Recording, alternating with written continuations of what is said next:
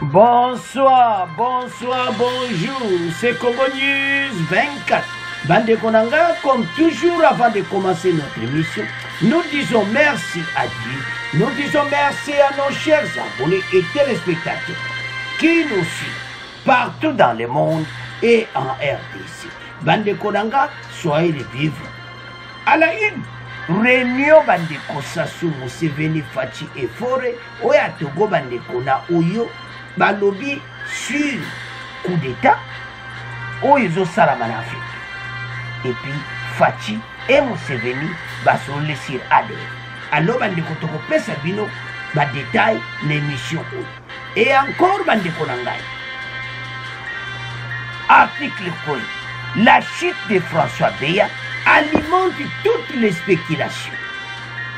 Balobi que parce que proche avec Kabila. Bandeko, article de la Jeune Afrique, Balobi est le rumeur. Alors, Bandeko Nangai, tous à la connecter, tout vous développer ensemble.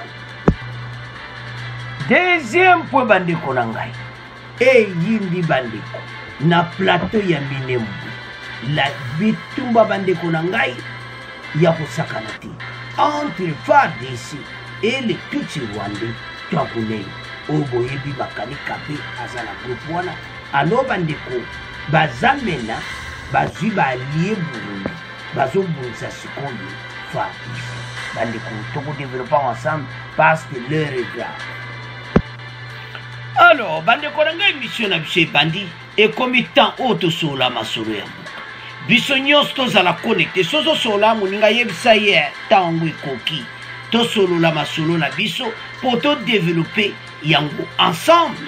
Alors, premier point de division en deux parties, on va parler d'abord aux Salama na République populaire du Congo et pas à Sassou, à Oyo et pas à Wapi, sécurité et coup d'état en Afrique, bazo discuter nango, pe balo pe makamou ya ADF.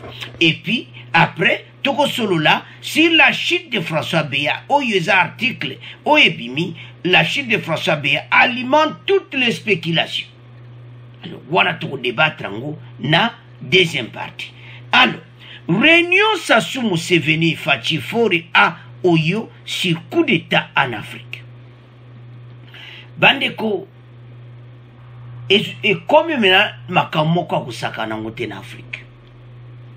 Mais avant tout yawana, to bandanano, réunion ya Museveni na Fachi. Sassou,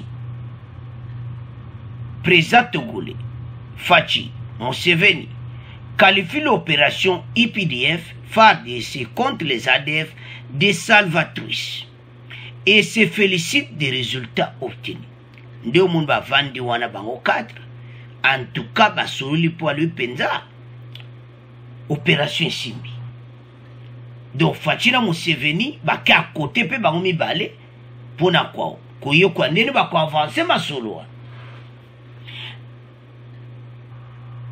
Fore na Museveni, Fachi et Denis Sassou Nguesso ont longuement évoqué samedi à Oyo, Congo-Brazzaville, les opérations conjointes que mènent les armées de l'Ouganda et de la RDC dans la partie Est de ces derniers pays visant à éradiquer les rebelles des forces démocratiques ADF, musulmans, taliques, mouvement MTN, les autres forces négatives qui menacent la paix et la stabilité dans ces deux pays.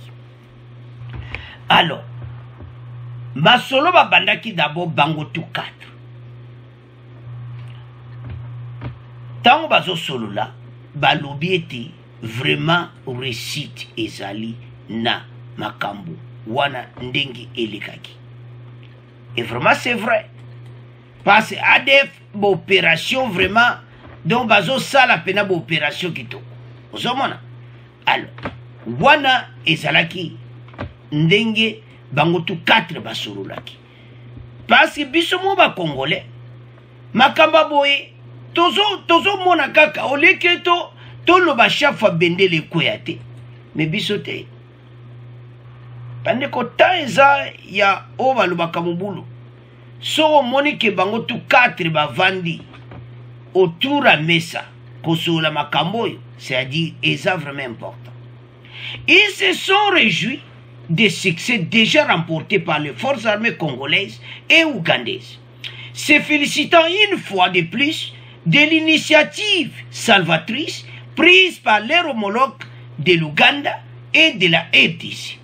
Les chefs d'État de la République togolaise et de la République du Congo ont réitéré leur plein soutien aux opérations militaires conjointes engagées par ces deux pays, dit le communiqué bandeko oyo bapesaki après Masolo. Donc c'est ça. Ça soit à rediriger yango. Balobi pena pona ndenge travaux ezo salamana entre ADF, je m'excuse, entre IPDF et Ouganda na FARDC ndenge baza ko traquer ba ADF. En tout cas, esala ki fachi kitoko komona ki na sommet bokei bazo sola masolo ndenge ba ideo bomona ki bo sangana na Ouganda et nyingisa kikuna. Alors, ils ont également évoqué d'autres sujets relatifs à la région des Grands Lacs, ainsi que les 4 chefs d'État ont salué et encouragé la démarche conjointe amorcée par le gouvernement de l'Ouganda et du Rwanda en vue de l'ouverture effective de leurs frontières communes, permettant ainsi la libre circulation des personnes et des biens. Balobi ba sepeli pe les choses na ndenge Uganda na Rwanda parce que frontières ezalaki ya kokangama efungwami ezalaki pe bien. Alors, ils ont parlé de la tenue de la 10e sommet des chefs d'État, des gouvernements de l'accord cadre pour la paix, sécurité et coopération de la RDC prévu le 24 février à Kinshasa, au cours duquel RDC succédera à l'Ouganda. Les 4 chefs d'État ont convenu de se voir régulièrement et renforcer leur cadre. Bandeko, en tout cas, basepeli musala FARDC naba Ouganda bazosala. Et ça vraiment important. Et de l'autre côté, bandeko, Fachi bakomi na masolo sikoyo na Museveni ya ADF. ADF bandeko, en tout cas, travail pene salami. Donc, ndenge bazawana, bayebi ki en tout cas, opération conjointe et simbi. Alors, yango, omoni bango bavandi mopanzi wana, bazo solola pona yango. Et ça vraiment très important, parce que ndenge kaka bavandi wana, bandeko, tala, ndeka bavandi baomi bale na Museveni nde bozo mwana photo ezo loba mebeli voisin na Rwanda baza kubanga coalition oyo tosali na Uganda. Pourquoi tozo loba bongo? Kagame aselementaki trop alobi bango ntango babongisaki makambo wana batika koyebisa ata yeti ata Fachi pe ayebisaki yeti mais ayebisa mpona nini? Alors maintenant Rwanda bazana beinquiétude akusakana te, opération conjointe oyo ezonyingisa bango. Alors tokende sikoyo na coup d'état oyo ezosalama na Afrique. Bandeko, Afrique pour le moment eza bouche. Sécurité et coup d'état en Afrique au menu des mini-sommets au Congo. 4 chefs d'État africains ont tenu un mini-sommet dans le nord du Congo-Brazzaville pour débattre la sécurité dans la région des Grands Lacs et des récents coups d'État successifs en Afrique de l'Ouest, t'as appris la sous-officielle. Pour mon bango, n'a pas exemple. Basasu, on peut pas y ah, mon peuple est ça, oh, boya na to solo. Na oya Togo. T'as biso to umeli déjà na pouvoir. Siko makambo ezande, do mon peuple wana ndenge eza koya. Bango pe baza ko ba. Yango tina basolaki. Moi je vais lire les échanges entre le président Denis Sassou Nguesso du Congo-Brazzaville, Félix Tshisekedi de la République démocratique du Congo, Museveni d'Ouganda, Faure du Togo ont porté essentiellement sur l'évolution de la situation politique et sécuritaire en Afrique centrale. Ils ont évoqué les opérations Oyo, Ndezo Salama, coup d'État, en tout cas, Monique, coup d'État en Afrique de l'Ouest, donc Ezaya Kouinda, Baomi Balé, mettez mes obétas, tout. Alors, Bessona ETC, quand on a point un coup d'État, Sama Lukonde a félicité Ndengenini, bagarre républicaine, batambolaki. Message ya Sama Lukonde bandeko ezaki clair to kutanga yango, marche oyo nde bozomona bagarre républicaine na nzela ezalaki important, biso do mona kaka boyi. Mais avant qu'il y ait un message à Sama Lukonde, Toyoka extrait Oyo, bon, to continue mission na biso. La une de la presse, cette semaine à Kinshasa. L'interpellation par l'Agence nationale des renseignements de François Béard, conseiller spécial du président Tshisekedi en matière de sécurité. C'est le sujet qui a prédominé dans les journaux tout au long de la semaine. 72 heures après, la présidence de la République sort de son silence, les enquêteurs disposent d'indices sérieux. C'est à la une du journal Le Potentiel. Le quotidien québécois qui assure que la situation est sous contrôle écrit, je cite, et contrairement aux spéculations et autres désinformations distillées sur les réseaux et dans certains médias, il n'y a rien d'une guerre de palais ou encore moins des considérations tribales planiques ou régionales. Selon les confrères du Potentiel, le porte-parole du chef de l'État, Tarcisse Kassoumou-Mouma, a clairement souligné qu'il s'agit d'une affaire relevant de la sûreté de l'État, une matière de la compétence exclusive de l'Agence nationale des renseignements, a précisé le porte-parole de Félix-Antoine Tshisekedi Tshilombo. Enfin, le président se prononce, titre pour sa part le tri-hebdomadaire Africa News, et ce journal parle d'éclairage sur l'interpellation du conseiller spécial le samedi 5 février dernier par l'ANR. C'est par ignorance, écrit le journal, que beaucoup s'interrogent si l'ANR avait la compétence ou non. Le CNS, peut-on lire dans le tabloïd, n'est pas un service de l'État à part, il est un forum dont seul le président de la République et l'unique patron, explique encore le journal, et de poursuivre, le conseiller spécial du président en matière de sécurité n'est pas le patron des services de sécurité, il est membre du cabinet du président dont le directeur de cabinet est le responsable.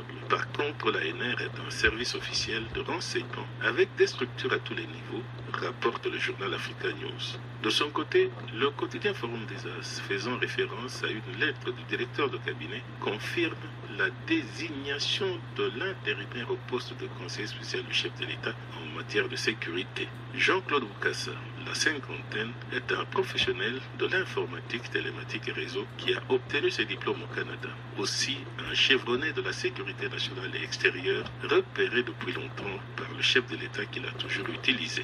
Un autre... Alors, Bande Koranga, nous avons suivi. Vraiment, Tolandi Bissonyonso, Ndengi, Oyo, actualité à semaine mobimba, Sir François Béard. Bande Kobendi, c'est ça qui est sérieux. Ndengi ya vandi kuna tili, une semaine maintenant, il y a des soupçons, mais toujours il y en a pour Oyo, va soupçonner que bango proche na Kabila va bloquer pour la déstabilisation, il y a Fati et tout ça. Mais toujours il y en a pour alors, Tolandi wana, na extrait wana, o nyonso lo mi semaine ma chaque journal va expliquer comment makambo oyo ezalaki. Bandeko sécurité ya mboka soko eza bougie et lokola bazana ba preuve parce que Kapiamba maître Kapiamba alobaki que soki bo ndega umele ezolakisa clairement que ba preuve ezali. Ozomona malgré il y a trop de spéculation mais RDC présidence bayaki mbamo bapesi message toyokaki biso nyonso banome remplaçant ya Béard parce que makambo eza ya solo batie ye mbala moko parce que Béard kocontinue lisusu te parce que bazwi ye déjà na erreur donc grave oyo eza sécurité ya mboka ekoko créer makambo ka minene mpe tokomo regrete biso nyonso. Alors sur ce Sama Lukonde aye ko soutenir chef de l'État na ka oyo ndenge salamaki na ndenge garde républicaine batambulaki. Je vais lire ce message. Soutien au chef de l'État. Cependant, le Premier ministre Jean-Michel Sama Lukonde a réitéré son soutien à Félix Tshisekedi. Il a aussi affirmé devant les membres du gouvernement, Wana Conseil des ministres, aucun effort ne sera ménagé pour décourager toute velléité de nature à saper le processus démocratique. Et ça clair, bango tout bazolo bango clair. Que bako lingate processus démocratique oyo. Bako linge loko moko te eya pour décourager ango makambo ibele ya démocratie beba. Donc c'est-à-dire coup d'état. Pour coup d'état sur côté et comme dictature. Général aya légui la télévision ngalo na comme président de la République. Donc c'est ça n'inge sala. Alors le même si démocratie. Alors Sama Lukonde lobango a bêti c'était la conseil des ministres. Le défilé de la gare républicaine hier samedi, 12 février, reporté ainsi à la triple posture. Reconnaître qu'il y a un problème, réaffirmer le soutien au président et assurer que la situation est sous contrôle, confie les membres de l'entourage du chef de l'État. Donc c'est ça. La gare républicaine va tamboli.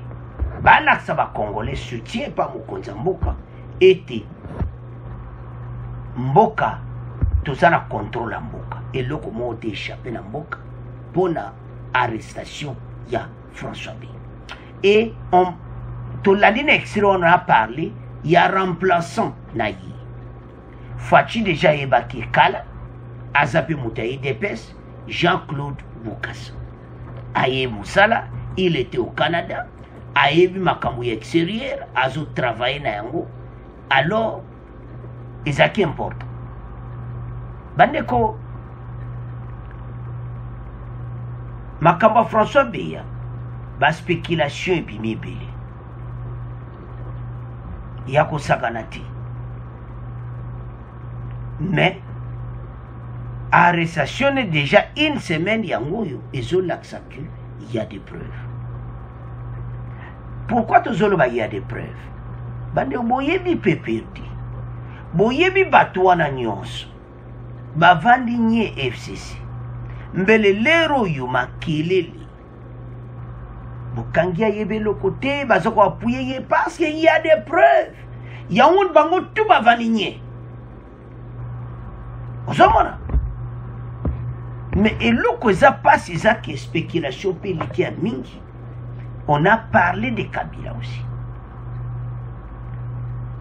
Article 1, Ebimi, la chute de François Beya alimente toutes les spéculations. Une semaine après l'arrestation du conseil, je m'excuse, sécurité du président Félix Tshisekedi, les spéculations vont bon train autour des raisons de sa chute. Et certains pourraient s'enfoncer les mains. Donc, c'est compliqué. Ba preuve sali que Beya a participé à la réunion.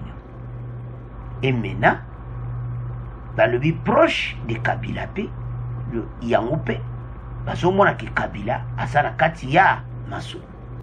D'autres estiment que la chute de Fantomas est due à sa proximité avec l'ancien président Joseph Kabila et donne du crédit à la thèse d'un complot visant à déstabiliser la présidence. Bande de colère est grave. Déstabiliser la présidence.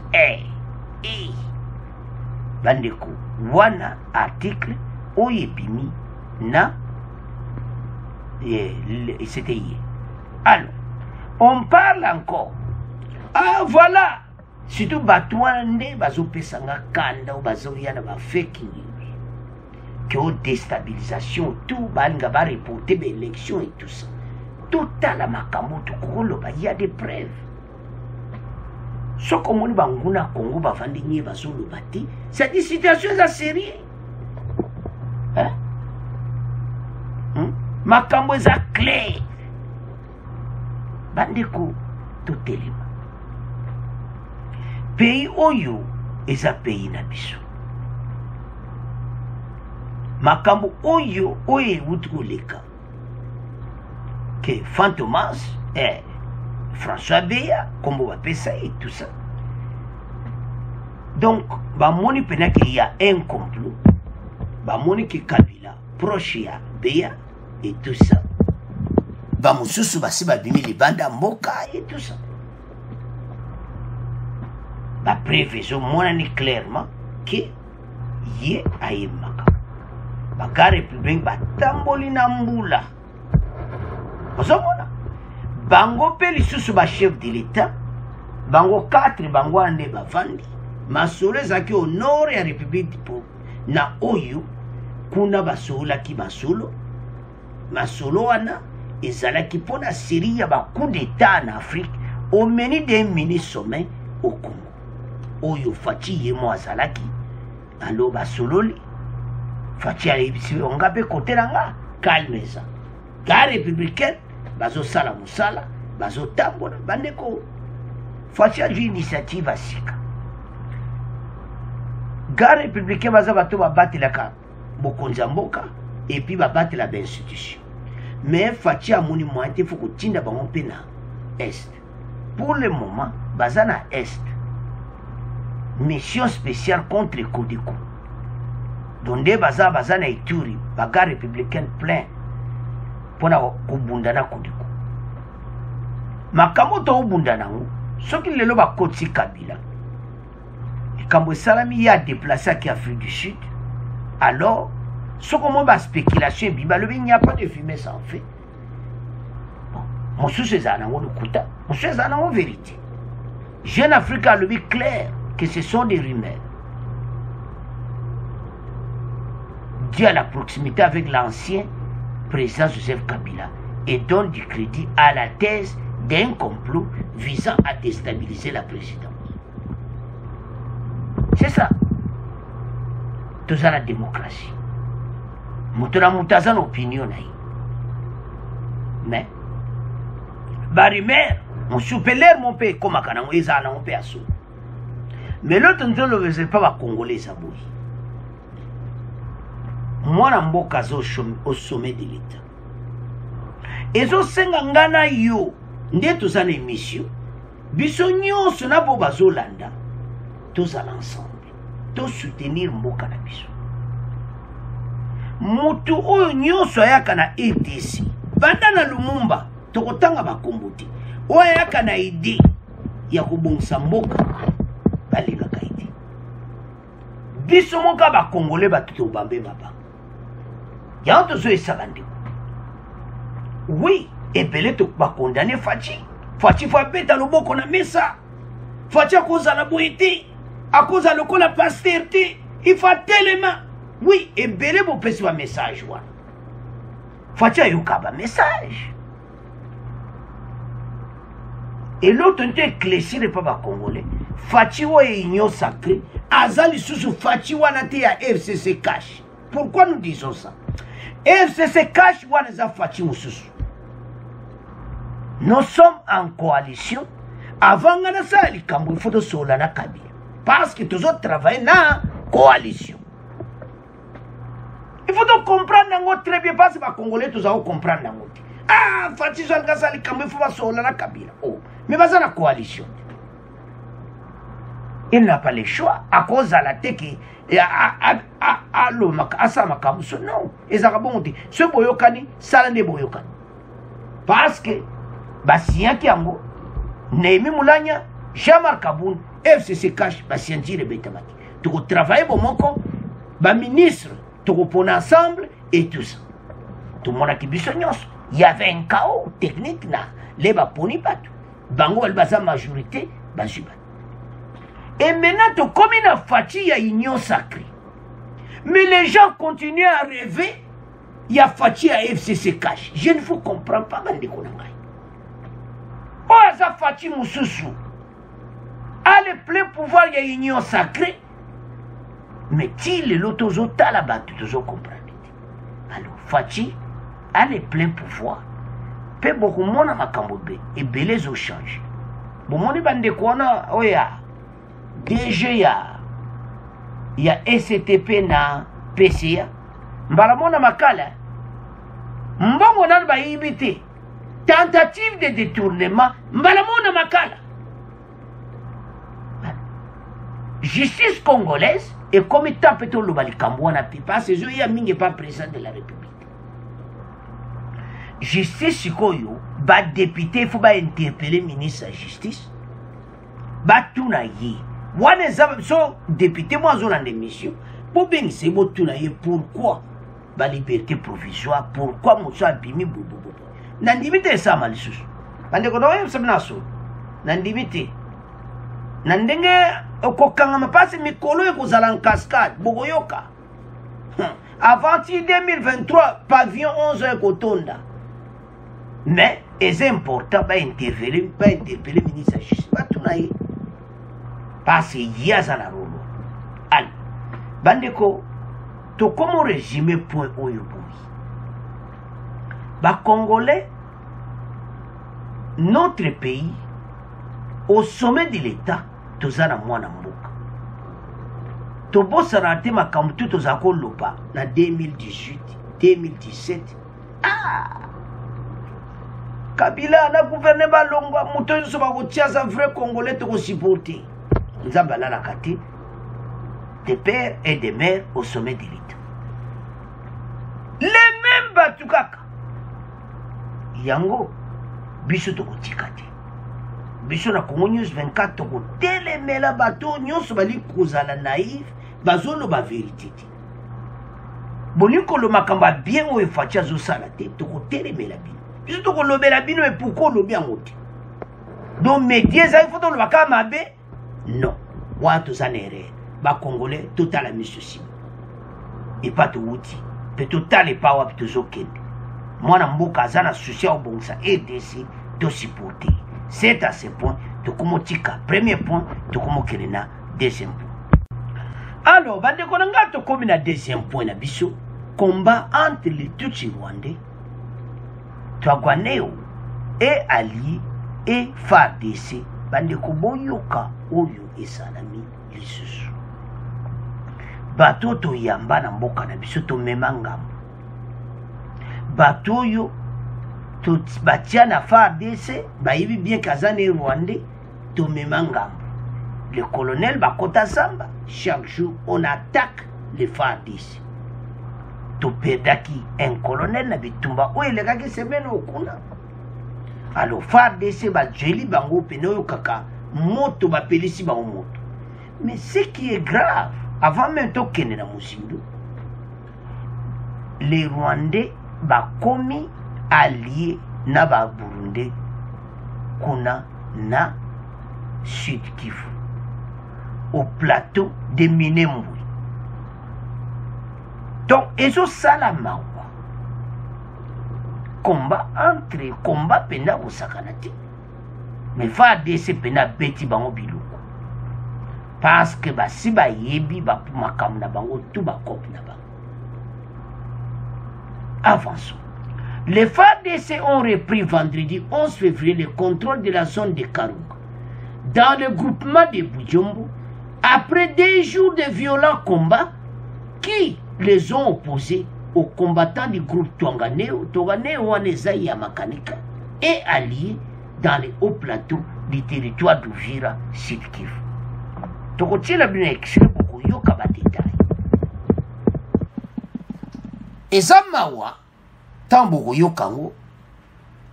Mais vraiment mais FARDC à reprendre le contrôle ya zone ya Karuka. Bamboko wa botoka tout eza déjà récupéré ça dans maboko ya FARDC. Bazo tikela bango ata tante ata centimètre. Bana mboka batelemi, bana muki bayo comprendre que non. Il faut que s'il s'abatte. Avançons. D'après le porte-parole de la 12e brigade de réaction rapide, déployée sur l'axe au plateau de Minembwe, le lieutenant Jérémy Meya Boué, ces derniers se sont retirés vers la colline de Koweït, dans la même région où ils sont poursuivis par l'armée régulière. Bandeko, brigade ya réaction rapide mena baza na plateau ya Minembwe mpona kobunda na bato oyo lieutenant Jérémy azodirige masolo bandeko FARDC acomprendre ba ndenge baza wana bakomi ya débandade makanika na bato na ye yango toyesa FARDC bendele ekoya ti kuna na ese kimi ekoti état de siège ekoya na Sud Kivu wata toloba bongo bamosusu mitema ebeta tu état de siège ebebisa bakope na bango ekokendeko bakope baebele bakokoma mpiaka mikolo oyo ce n'est pas possible bandeko. Notre pays, au moins il y a un groupe à battre. Les associations, uniquement bandeko. Kaka ko coopérer na bapaya pour déstabiliser notre pays. Batoto yambaki bango. Soki lelo balobi yo basala sikoyo Congolité bozo déclaré. Biloko epesa ba leçon. Tala ndenge batu bazo kima. Bitumbo nyonso banani bazo ba victime, le peuple. Bazo quitter ba village so bitumbe zali. Botala oyo ba Rwandais to yambaki bazo sala biso. Soki to lobi o tozo loba. Bandeko awa to loba ka la vérité. Oyo pendeza clair et komami. Avançons. Il avance à ses défaits un bilan de 12, dont un bilan de 12 miliciens tués et 2 parmi les soldats de FARDC ainsi que des blessés de part et d'autre lors des affrontements. 12 batuyards, Makanika 12 Bakufi, et puis 2 soldats Nabissou, ainsi que les blessés de part et d'autre. Bandeko, affrontement oyo ezosalama na plateau ya Minembwe, bandeko, bendele ekoya te. Ekomi temps oyo mboka na biso etelema. Na plateau ya Minembwe, bitumba eza kotoka na ndenga moketi. Selon lui, les combattants Twagwaneo et alliés burundais ont encore attaqué ce vendredi. Donc ce vendredi à 4h du matin. Donc 2 jours passés. Ce vendredi 11 février, à 4h du matin, les positions de FARDC au village de Karunga avant d'être repoussées. Bouyoka. FARDC a récupéré Karunga.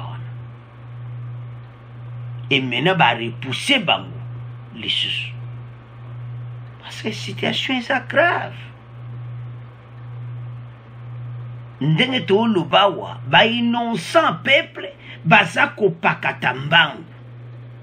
Oh, nzambiranga. Talamboka na biso. Tande banguna bakoteli biso. Fati, botin d'état de siège kunapi. Ce qui est makambusili. Parce que le peuple wana nyonso baza kokima partout. Eza mawa bandeko. Les positions de FARDC au village de Karunga va maintenir en gros botoli, ils ont repris ça ce vendredi 11 février ba botoli yango et puis ils ont repoussé Makanika na Batunai. Eza mawa bandeko. Ba Congolais nyonso bendele ekoyati. Alors, avant de continuer mission, Toyoka Ndema Solango Ilekaki, ndenge ni FARDC, ba potola ki kolo Karunga, ndei ba repusa ki bango, batu ya Makanika, oyo to yambaki na katamboka na biso, lelo tande bazo bonisa biso. Toyoka, après de continuer mission na biso. Madame messieurs, bonjour. Ce journal part du Sud Kivu. Les FARDC disent contrôler la zone de Karunga dans le groupement de Bijombo. Cela 2 jours après des violents combats qui les ont opposés depuis mercredi aux combattants du groupe Twirwaneho et alliés dans les hauts plateaux du territoire de Uvira. Ces derniers se sont retirés vers la colline de Koweït, dans la même région où ils sont poursuivis par l'armée régulière, d'après le porte-parole de la 12e brigade de réaction rapide déployée sur l'axe au plateau de Minembwe. Le bilan de ces affrontements font état de 12 miliciens et 2 soldats FARDC tués et des blessés de part et d'autre. Le récit de Fiston Ngoma Mayabala. D'après le porte-parole de l'armée dans le haut plateau de Minembwe, les combattants du Twirwaneho et alliés burundais ont attaqué tôt mercredi matin vers 6 h les positions des FARDC au village de Karunga avant d'être repoussés. La situation reste sous contrôle et nous avons l'ascendance sur l'ennemi, a déclaré le lieutenant Mayagbe Jérémy. Les raisons de cette attaque par surprise ne sont pas encore révélées. Des sources indépendantes concordantes dans la région font état d'un nombre incalculable de soldats de FARDC tués sur le champ d'honneur et d'autres environ 7 gravement blessés et admis au centre de santé de Bijombo pour des soins médicaux. Le commandant de la 12e brigade de FARDC à Minembwe, le général de brigade Opiambunda Patrick, relayé par son porte-parole, parle plutôt des 2 soldats de FARDC tombés sur le champ d'honneur. La même source affirme que les assaillants identifiés comme combattants du groupe Twirwaneho et leurs alliés burundais se sont retirés vers la colline appelée communément Koweït. Concernant la situation des populations civiles dans la zone, les responsables de l'ONG locale AJDC Moïse Ribarkare signalent que Koweït, situé à 15 km au sud de Bijombo, était déjà vidé de ses habitants depuis le mois d'octobre dernier. Cette nouvelle attaque inquiète par contre les déplacés se trouvant au camp de Bijombo et les environs. D'Uvira Fiston Ngoma.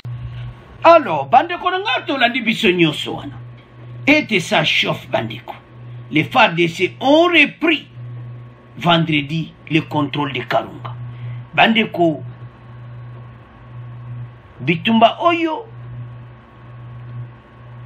et Bandika Mwakala. Ezo sala passe comme on a bateau to yambaki. Lelo baso bunsabso na modèle Oyo. Les bilans 12 miliciens tués et 10 soldats FARDC Bakoufi. Et ça mawa. Mais bende les koyate. Ce qui te okansa makambo nyonso. Comment Moutouaza Rwandais Bakochaye colonel. T'as la base ma problème tozoso. Bandeko, et ça difficile. Situation Mokona Mawa. Non, ce n'est pas possible. La situation reste sous contrôle. Et nous avons l'ascendant sur l'ennemi. Voilà ce qu'on fait d'ici. Mais pas si na bango zanini. Les déplacements y a population. Bando makambato bazo sala. Et zo sala passe mini. Donc pour la bango, monsieur Zaba neutralisé FARDC bango ba régner sikoyo plateau wana nyosa Minembwe Uvira et koma na maboko na bango. Bendele koyate, bokolonga te. Basale alliance alliée avec les Burundi. Ils ont attaqué à 4 h du matin le vendredi. Les positions de FARDC au village de Karunga avant d'être repoussés. Porte-parole de la 12e brigade de réaction rapide déployait l'axe au plateau de Minembwe. Le lieutenant Jérémy Doba s'attaquait Mbalamoko na situation. Bandeko FARDC bazo sala musala. Yango ezala kana mawa na bandeko yo leto sipota kabui. FARDC simana bango mais biso to loba n'importe quoi. L'heure est grave en RDC.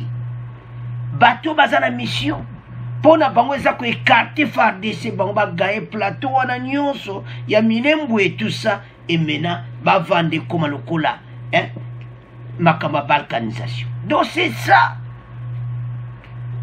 Mais maïle sili bango bazo comprendre te FARDC petit bango biloko.